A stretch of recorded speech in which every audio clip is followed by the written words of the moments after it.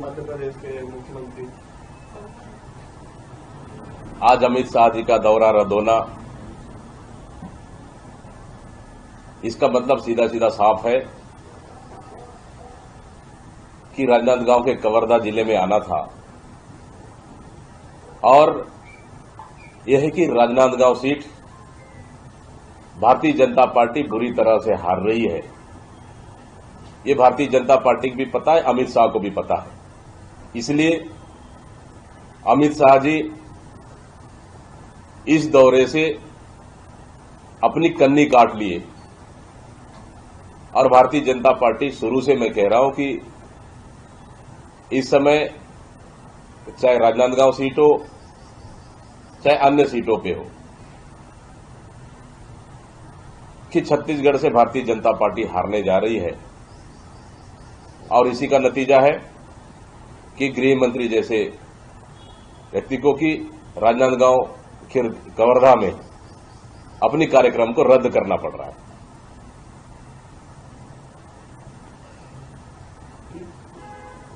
ये पोस्टरवाद जो है वो लगातार चल रहा है, लेकिन आज उसमें भाजपा ने राम मंदिर को ले आया है। भूपेश बघेल को पोस्टर जारी करता है, राम मंदिर से भाग गई थी, वही लोग अब फिर से वोट मांगने आ रहे हैं। तो फिर से राम मंदिर का मुद्दा आ गया है क्या कांग्रेस चुनाव में?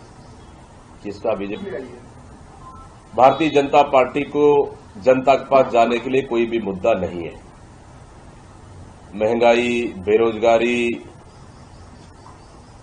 कालाधन या विकास को लेकर वो जनता के बीच में नहीं जा पा रही है। इसलिए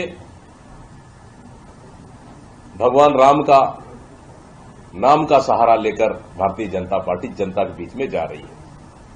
आस्था अपनी जगह पे है, लेकिन इस समय देश की जनता, छत्तीसगढ़ की जनता पूरी तरह मन बना चुकी है कि कांग्रेस पार्टी को समर्थन और आशीर्वाद दे रही है।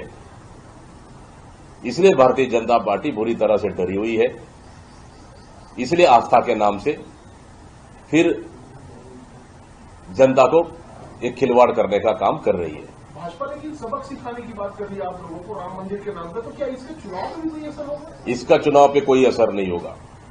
चुनाव पे महंगाई, बेरोजगारी, युवा, किसान, ये सबसे बड़ा मुद्दा है और कांग्रेस पार्टी ने इन मुद्दों को लेकर जनता के बीच में हम जा रहे हैं, तो निश्चित रूप से इसका ज्यादा असर जनता के ऊपर पड़ रहा है। और कहीं न कहीं इस समय जनता ने, छत्तीसगढ़ की जनता ने और देश की जनता ने मन बना लिया है कि कांग्रेस की सरकार बनाना है।